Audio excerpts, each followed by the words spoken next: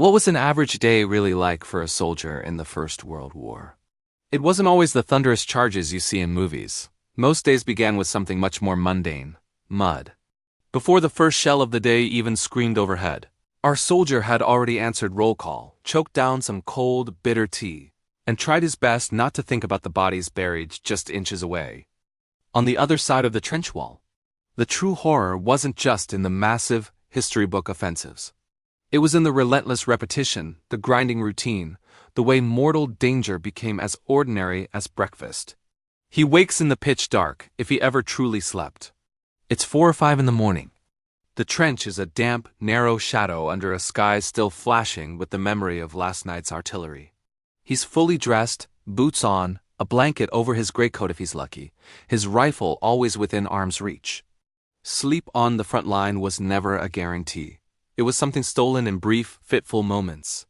Reveille isn't a bugle call. It's the sergeant's gruff curse and the sound of men shuffling on wooden duckboards. They stand, stamping their feet to bring back the feeling, adjusting uniforms stiff with dirt and dried sweat. The first duty is stand to. At dawn, every soldier lines the fire step, rifle ready, bayonet fixed, scanning the gray half-light of no man's land. They're watching for an attack. At this hour, the landscape of tangled wire and shattered trees can look almost peaceful. You might even hear a bird singing, a sound so out of place it feels like a cruel joke. If no attack comes, and most mornings, none did, the routine begins. Breakfast arrives in large metal containers. Tea, a hunk of bread, maybe some bacon if the supply lines are intact and the rats haven't gotten to it first. They eat standing up, cradling their mugs in muddy hands.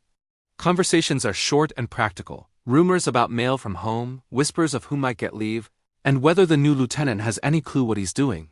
Then, the chores. Trench life is a constant battle against decay. Men are sent to repair walls shattered by shells, pump sludgy water out of flooded sections, and lay down new duckboards over the sucking mud. Others haul heavy boxes of ammunition, coils of barbed wire, and sandbags up from the rear, their bodies bent double under the weight.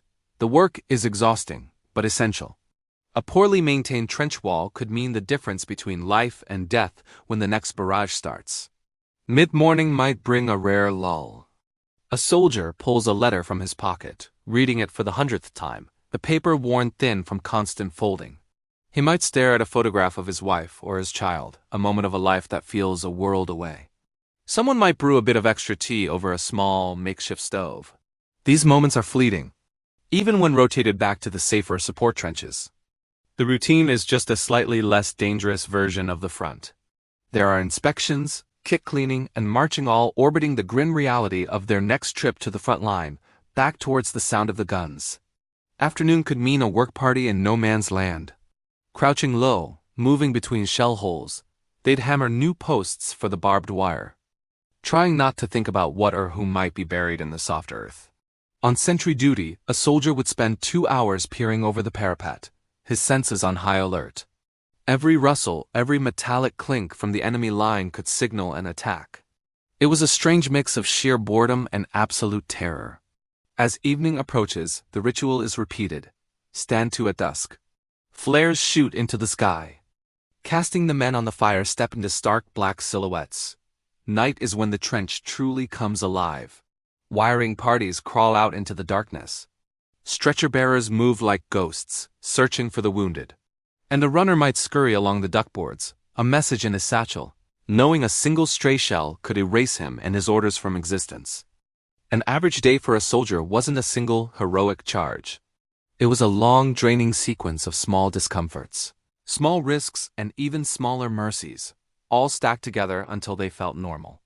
Cold feet, bad food, wet clothes, and the constant, nagging knowledge that any moment could be your last. That was the real rhythm of life and death on the Western Front, and tomorrow it would all begin again. Thanks for watching. If you found this glimpse into history meaningful, please like this video and subscribe for more stories from the past.